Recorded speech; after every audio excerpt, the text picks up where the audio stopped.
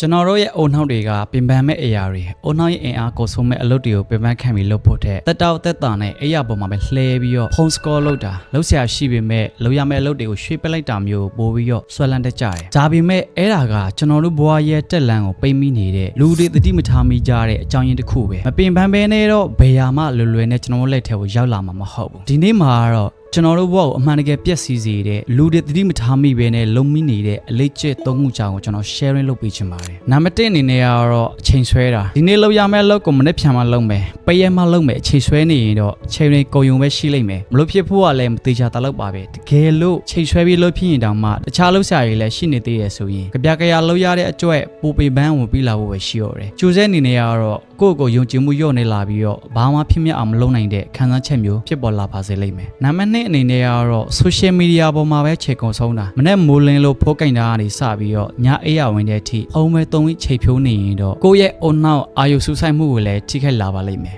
အဲ့ဟာတကယ်နော်တချို့တွေရှိတယ်တနေကုန်ဖုံးဝဲကြည့်နေတဲ့လူတွေပြီးတော့ဓာတ်နဲ့မပြီးသွားဘူးတခြားလူတွေရဲ့အကောင်ဆုံးခိုက်တာတွေကိုမြင်နေရတဲ့အတွက်ကိုဘွားနဲ့နှိုက်ရှင်ပြီးတော့စိတ်တက်ကြတာမနာလိုဖြစ်တာတွေစိတ်တောက်ဖြစ်စေတဲ့စိတ်ခံစားချက်တွေဝင်လာတတ်တယ်နံပါတ်3အနေနဲ့ကတော့ကျမ်းမာရေးကိုဂရုမစိုက်ဘဲနဲ့ငါလူငယ်ပဲခံနေရှိတယ်ဆိုပြီးတော့ညာနေတဲ့ထိဂိမ်းဆော့ရုပ်ရှင်ကြည့်တာအေးအေးပြက်ခံတာတွေကဘွားကအတန်တိတ်မတိမတာဖြက်စီးနေတဲ့အရာတွေဖြစ်တယ်ဘာလို့လဲဆိုရင်အေးရမဝဘူးဆိုရင်အိုနောက်ကကောင်းကောင်းအလုံးမလုံးတော့ဘဲနဲ့စိတ်တူလွဲတာအာယုံမဆိုင်နိုင်တာတွေကိုဖြစ်တတ်လို့ပါပဲရေရှည်မှာကိုခံအားကျဆင်းပြီးတော့ယောဂဝင်ရောက်လာနိုင်တယ်ပြီးတော့ရုပ်ပိုင်းဆိုင်ရာစိတ်ပိုင်းဆိုင်ရာတွေလည်းစွမ်းဆိုင်ရင်ကျဆင်းလာပါလိမ့်မယ်ဒီလိထတွေကဘာမှမဟုတ်ဘူးထင်ရပေမဲ့တရေကနေတစ်လနှစ်အချိန်တွေကြာလာရင်တော့ကိုယ့်ရဲ့တူတက်မဲ့လမ်းကျမ်းမာရေးပျော်ရွှင်မှုတွေကိုလူယူသွားနိုင်တဲ့အဓိကတရေခံတွေဖြစ်လာပါလိမ့်မယ်မိတ်ဆွေတို့အနေနဲ့ရောလက်ရှိဒီလေးချက်သုံးခုထဲကဘယ်တစ်ခုအများဆုံးလုံးမင်းနေရလို့ခံစားနေရလဲဆိုတာကို comment မှာရေးခဲ့လို့ရပါတယ်ကျွန်တော်ကတော့ဟုတ်ကူဖြစ်ပါတယ်